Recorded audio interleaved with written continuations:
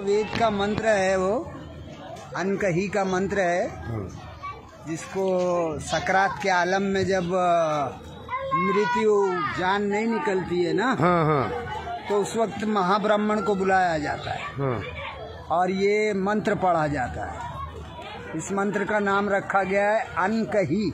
अनकही, हाँ, यानी किसी से कहा नहीं जा सकता, ऐसा छुपाया गया है इस मंत्र। और वो मंत्र इस तरह है कि ला इलाहा हरणी पापम, ला इलाहा हरणी पापम इल्लल अम्बा परम पदम, और जन्म वैकुंठ प्राप्ति, जन्म वैकुंठ प्राप्ति तो जपे नाम मुहम्मदम सल्लल्लाहु अलैहि वसल्लम। इसका अनुवाद हुआ ला इलाहा हरणी पापम, ए भक्त ला इलाहा कहने से तेरे पाप हरण हो जाएंगे। क्या?